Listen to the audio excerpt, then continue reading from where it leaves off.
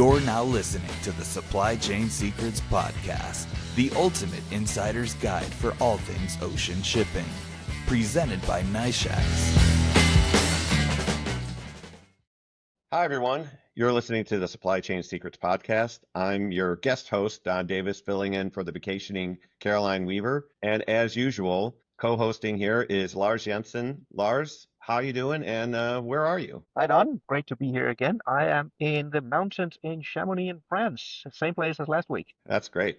Well, you go to very unique places. I'm very jealous. I'm still here in boring Virginia Beach, but which is not bad. It's a hot summer, so we're all trying to survive. So what's the latest and greatest? What's top of mind when you think about the news for the week? For the week, few things. What's going on with the disappearing peak season or spike on Trans-Pacific, but also some of the wider topics in terms of overall supply and demand balance. And also I've been digging into some of the emissions numbers coming out from the EU. So I think we've got plenty of good topics to cover here today. Yeah, definitely. So why don't I kick off by trying to... Yeah, definitely. And I was going to say it'd be interesting to start off talking about the peak. Is there a peak? Did it already happen? What's your perspective on it? There was a peak and it's already gone again.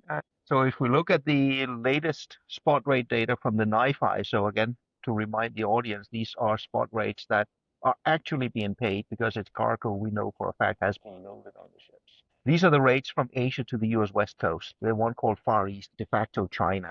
And we can see both for China, Southeast Asia, and Northeast Asia, the peak has been here and it's gone again. And we are essentially back to square one. You can see all the spot rate data all the way back to where we were just before the pause with the China tariffs, which is not really a good sign for the Pacific market overall, because under normal market circumstances, we should be smack in the middle of peak season right now. We should not have seen rates come back down, yet here we are. This is for the West Coast. If we look at the East Coast, the pattern is more or less the same, but be mindful of where we are on the scale here. As you can see, even though we've come off the peak on the East Coast, rates have not declined all the way back to the pre-pause level. So we do see a difference in the market here on the Trans-Pacific, depending on whether we actually go to the East Coast or whether we go to the West Coast. And the interesting question then becomes, where do this difference come from? I have my hypothesis. Let me share that first, and then let me hear your take on it, Don, from the sharp end of the market. The way I see it is, when the peak first started, there was an enormous influx of capacity coming in to the West Coast. This is the easier trade to put capacity into. We saw the usual carriers on blank sailings, but we also saw a host of smaller carriers start new services. These are also the services that are now very rapidly being pulled back again, now that the spike from the expected China spike did not happen. The East Coast has, by and large, been a lot more stable in terms of capacity. There has been an injection of more capacity. There's been a little bit of withdrawal, but from a capacity perspective, it's a lot more stable to the East Coast, which can also explain why the East Coast holds up a little bit better right now, whereas the West Coast has, I would not use the word collapsed, because it hasn't. It's still very compensatory rate levels that we're seeing. It's not a disaster at all, but the usual peak season is completely gone compared to what we should expect. But that would be my hypothesis on why we see this slight discrepancy between East and West. But how do you see it, Don? Oh, we see a similar pattern. I think you're right that on the West Coast, you saw carriers deploy capacity. And as you say, it's easier to deploy capacity on the West Coast, because when you go to the East Coast, you really only have two options. I mean, I'm not including the Red Sea in the options. It would be either the Panama Canal, which you need berthing windows to pass through the canal. Otherwise, you're bidding and it becomes very expensive. Or you can go around the Cape, and you can go around the Cape. It just takes a long time. So you need more ships, you need more containers. So it's a little bit more challenging. So that's why I think you see it's easier for carriers to pivot. Not that it's easy to pivot in the first place, but of the two options, it's easier to pivot to the West Coast, which is why I think you saw more of a rise and fall on the West Coast. East Coast was, again, impacted in a similar way, but not to the same extent as the West Coast. And I think that's just largely because of the capacity injection. A thought just on my part, I would guess, but what have you heard from your customers, that when the pause on China tariffs were first announced, if importers wanted to get cargo moved fast, obviously moving it through the West Coast would be the faster option as well, Was that a consideration as well? Yeah, I mean, to some extent. I mean, I think some companies have their distribution centers located on the East Coast. So if they are trying to expedite things that need to be prioritized, certainly they would go through the West Coast. We have a priority service that's similar to EXX and Matson that we saw was pretty heavily utilized just for that reason. But then you saw the normal shipping pattern to the East Coast. But there was definitely a surge. And, there's some question of will there be any other surges going forward once we have clearer picture on what's happening with the tariffs. And we hear different things from different people. It's very difficult to aggregate that data together and make a forecast of what's going to happen. So I think there's a lot of wait and see because there's still just quite a bit of uncertainty about what's going to happen. I think it's a topic we've been discussing here. I was about to say for several months now, what is going on with the tariffs? And at least my take on the market is there's not going to be any certainty this week. Next week, we all know there's the August 1st deadline coming up for either the old reciprocal tariffs or the new tariffs from the letters. Then let's keep in mind that the letters that went out from the US government has not been instituted legally anywhere. It's not in any executive orders. So for now, it's still the old reciprocal tariffs. That can, of course, change prior to August 1st. But I would also expect for most US importers, even if, and let's say it's an if, that all the reciprocal tariffs or the tariff letters, they do come into effect August 1st, I would expect most US importers to still play wait and see, learning from what we have seen in past months, that even when new tariffs are implemented, they could rapidly be followed within a few days or a few weeks by changes to those tariffs again. So I'm not sure August 1st, or for that matter, what is August 14th for China, will necessarily bring any certainty in itself either. So I would expect to continue to see relatively subdued US import demand for the coming weeks. I mean, it certainly seems that way. I think from a booking pattern standpoint, it's been fairly consistent for the past few weeks, which again, you haven't seen this any sort of increase in demand. And the feedback we get is that, people are waiting. But again, you're sort of running out of time if you haven't shipped already, because usually the peak is caused by the holiday season, and you only have so many days before you can get inventory on the shelf. So it's a question of, has that been shipped? Yes or no. Again, it depends on different companies. They have different sourcing strategies. So it's a little hard to unpeel everything and put it together and say, this is what's going to happen. So we continue to wait and see. I mean, for now, things are fairly stable. But again, we're waiting to hear what's going to happen. And certainly we should have hopefully a better perspective sometime in August. But again, that's anyone's guess. And then if we think a little bit further out, we all need to also keep in mind there is the usual Chinese Golden Week, first week of October, when a lot of the factories shut down in China, which de facto means for a lot of the US importers, if they want their goods in for the holiday season, they need to be produced at least towards the latter part of September at the very latest. So if things start to pick up, we could potentially see a crunch time first on vessel capacity and during September or in the second half of September, maybe first week of October. And then everybody importing there will be in one mighty rush when this hits the coast in the US. So that's going to put tremendous strain on the logistics networks internally in the US right up until the holiday season. Yeah. And if I think about shippers, like what to do, I think the most important thing is just communicate your plan to your partners, because I think about these things. It's always very difficult for us to pivot quickly because containers get consumed pretty quickly, capacity gets consumed pretty quickly. So the more you can share your intention with your partners, I think the better off you'll be at getting the space and containers that you need. A good data point to pick up on here as well is when we had the pause in the Chinese tariffs, even though the carriers really tried to scramble and put in more capacity as rapidly as possible, we can see on the hard data that de facto it took about 3 weeks before that capacity physically was actually being ramped up. So it simply takes time. Yeah, definitely. So Lars, when you start to think more long term and you start to think about, what else you're seeing in the market, is there anything else that's top of mind when you think about carriers, their behavior, and things that are going to impact the market? So one thing that I think should be top of mind is the fundamental balance between supply and demand and what happens when the Red Sea is not there. Now, the Red Sea has been with us for more than a year and a half. We almost take it for granted, but we shouldn't. Eventually, it's going to go away. And this is, again, where a few numbers might be interesting. If we look back to the end of 2023, just before the Red Sea crisis, we all know there was overcapacity. Most carriers were loss-making or borderline loss-making at that point in time. We can all argue a bit on how do you measure overcapacity, but it's a fact there was overcapacity. If I take that as a starting point, since then, global vessel capacity, the fleet, has grown 16%. At the same time, demand measured in TEU has grown only 10%. So no matter how you slice and dice it, whatever overcapacity we had at the end of 2023 has grown at least 6% worse fundamentally. But of course, it's the Red Sea crisis. So if we measure demand in TEU miles, demand has grown 25%. So capacity up 16, demand up 25, which is of course why the market was especially under pressure last year. Vessels have been sped up in order to try to make ends meet.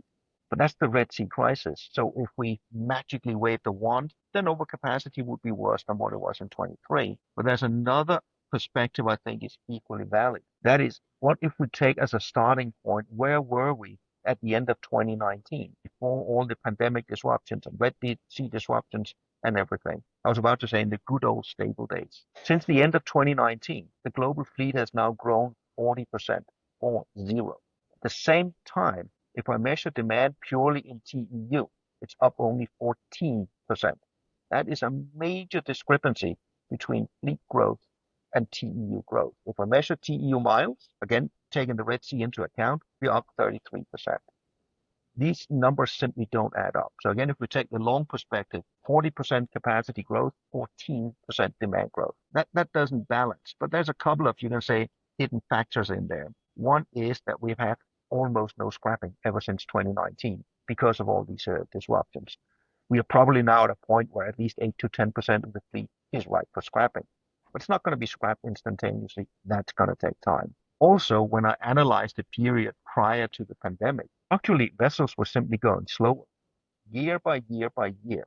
And that was at a rate of about 2% per year. So another 10%, you can argue, should be absorbed in slower vessel going. But even when I take these factors into account, we do seem to have some structural overcapacity issue underlying this whole market, ranging from 2019 and up to now. And it's not that the carriers are holding back in orders going forward. Right now, I think the order book to fleet ratio is around 27, 28%. The saving grace here is this stretches all the way out into 2029. So the order book stretches out 4 years. So it's not that we're getting all this delivered within a year or two. But fundamentally, I think we should all keep that in mind. We do have a structural issue in terms of overcapacity. And the way I see it is also an issue that is not fully resolvable by taking slow steaming into account and by taking pending scrapping into account. Right now, the saving grace is, as I mentioned, the Red Sea crisis. Yeah, I think it's interesting whenever you look at the order book. I think the order book is something we've been talking about for a long time, and you can see that the math says there's going to be overcapacity. You know, I can't speak to what motivates each individual carrier strategy. I think there's scrapping, so I think there's also charters that carriers have, which maybe they're looking to replace with their own vessels. But I think there's different thoughts around that. And in 4 years, you know, I think a lot of things are going to change. I think you're going to continue to see a shift in the Asia trade to Southeast Asia from China. What does that mean in terms of port coverage? Does that require carriers to have more vessels to call some of these ports in Southeast Asia while maintaining a China service? I think you look at what's happening in Latin America. Latin America has been definitely a growing market as well. And is there a need for additional capacity there? I think the challenge there is more infrastructure in some of the hubs, whether it's Cartagena or Kingston, Freeport, but there are challenges there. But I think in some ways you can see that there is growing demand, and how carriers are going to manage that. Again, hard to tell, but certainly the order book gives everyone a reason to kind of pause and think about what's happening in the markets. Absolutely. And also another element that you can say a quirk of the order book is that it's not evenly distributed across sizes. There's clearly a preponderance towards the large and medium-sized vessels and not so many of the small vessels, whereas all the ships that are pending to be scrapped, they are all small vessels. So we might have a discrepancy in terms of appropriate vessel sizes also going forward. Right. And that's always the challenge because I think the charter market has done very well with some of the smaller size ships because carriers aren't really building those anymore. And that seems to be an outlet to get ships of that kind of capacity. I think there was something else you mentioned, Lars, to cover, and you were looking at the MRB emissions data. And what did you find when you examined that information? Yeah, I mean, first of all, for those that are not familiar with the acronyms, the MRV, that's basically the legislation that's put in place by the EU, where shipping lines, not just container carriers, but all shipping lines have to, at the end of every year, report worthy emissions for vessels related to EU shipments. That means emissions for any vessels within EU ports or vessels that come from outside to an EU port or out of an EU port. So it's not global emissions, it's EU emissions. And the interesting thing when I started to dig into the 2024 data was, I mean, obviously I focused on the container shipping sector. And what I found was that the total emissions in 24 compared to 23 was up by 45%.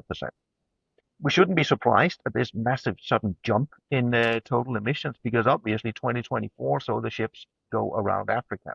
Not really surprising then that total emissions increase dramatically. To put that somewhat in perspective, that increase alone is about the magnitude of the full emissions of the country of Cambodia seen over a full year. So it's not small potatoes we are talking about. There's an argument to be said that you could place the full blame on the Houthis because they're basically the reason why ships had to go around Africa. Now, that's one thing. That's the total emissions. Then I got more intrigued and said, well, you can't really see whether the carriers have become more or less emissions efficient at that level, of course. But the MRV data also requires the shipping lines to report at an individual vessel level what is the average amount of fuel a vessel spends to sail a nautical mile. That's an interesting one because then I can look at every individual vessel and say this specific vessel, how many tons of fuel did it spend per mile in 2023?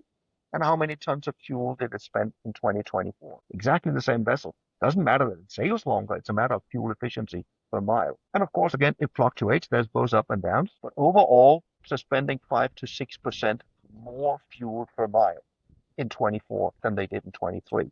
Now, how are we to understand this? Is that because the ships suddenly and magically became less fuel efficient? I don't believe that for a second. I don't believe the entire fleet on average suddenly became less fuel efficient. Every single vessel saw their engine degraded or suddenly had a lot of barnacles grow on their hulls. I don't believe that.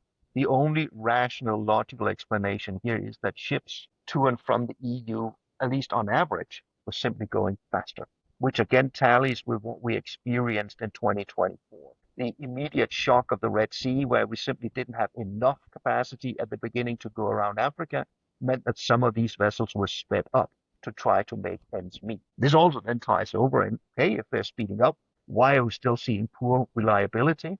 Well, apparently speeding up was not enough. That was just enough to try to make ends meet. But you can say at least the carriers, to some degree, you can argue, tried to make up for some of the gaps, but it was just not enough. But the emissions numbers actually indirectly tell us how much did the carriers speed up also in 24. Yeah, I think that's an interesting point because I think carriers take a lot of grief over their on-time performance, and rightly so. When you're hovering around 50, 52% on-time performance, that's not going to make anybody too excited. But it does underline the point that carriers are trying to run an on-time service. We are speeding up. There's just operational constraints that can't be helped somewhere in the rotation. And we see this all the time. I think one of the things, for instance, that we've had a pretty poor performance in Savannah this year. Now that's cleaned up, but it was because we had snow. It doesn't normally snow around here, but we did. And when it all evaporated, then we had fog and you just couldn't get in and out of the port. And carriers are trying to make decisions on omitting. Are they just going to wait? It takes 7 days to get into the port. But these are the types of things, it's hurry up and wait because somewhere along the rotation, there's an issue and it can impact you. But I think it is helpful for people to understand that carriers are trying. You can see it in speeding up of ships. But again, there's some things that you just can't work your way around it because there's an operational constraint in this port or that port. You see it in Europe as well, where we've seen many carriers tactically or intermittently changing their schedules coming into Europe, either omitting port calls, injecting port calls that were not in the original schedule,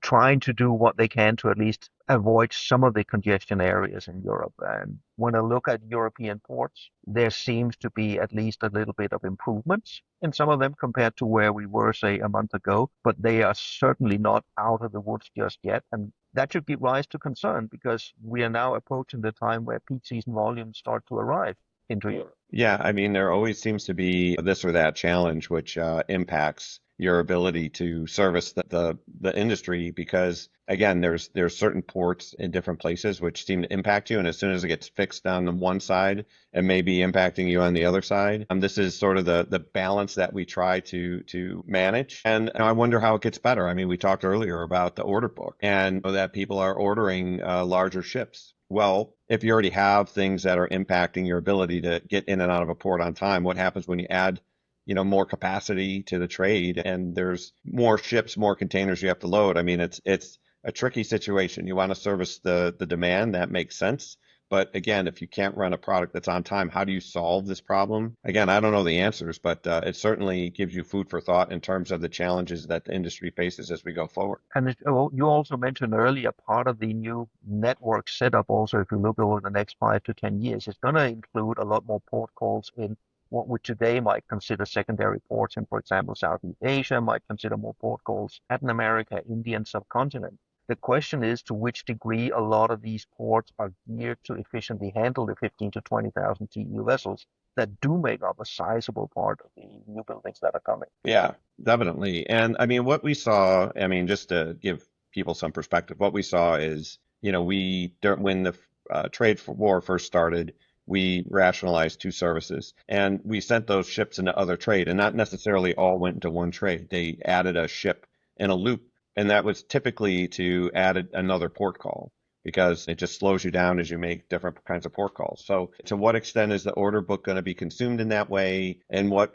sense is that still going to require ships to speed up? It's something we're going to have to watch with interest, but there are different factors, and carriers try and find use for these vessels, and how it all plays out. It's anybody's guess at this point, but certainly something interesting to think about. So Lars, we've covered a lot today. I don't know, is there anything else that you want to cover for this week? Anything in the week ahead to think about? No, I think these are the most important topics, at least, to think about for the week ahead, and maybe looping all the way back to where we started. Sadly, for any shippers that were hoping we could give them a surefire forecast on what's going to happen on the U.S. trade war and tariffs, it's basically the same message has been for several weeks. Let's try to stay tuned with the rumor mill coming out of Washington, D.C., because it's anybody's guess where this is going to land, to be quite blunt. Yeah, absolutely. And I think it's an incentive to keep listening to the show, Lars, because I think there's so many different variables, until we get some clear picture. I think that, I mean, you're doing a lot of the heavy lifting for most people. So in terms of looking at data, the analysis, and bringing that perspective. So I think it's a good time.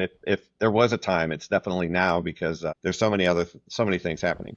All right. Anything else to cover, Lars? No, I mean, maybe just to round off in the same vein as we also talked about before, for shippers that are doing the wait and see game, keep in mind that the hard deadline for many would be that first week of October, when a lot of Chinese manufacturing shut down.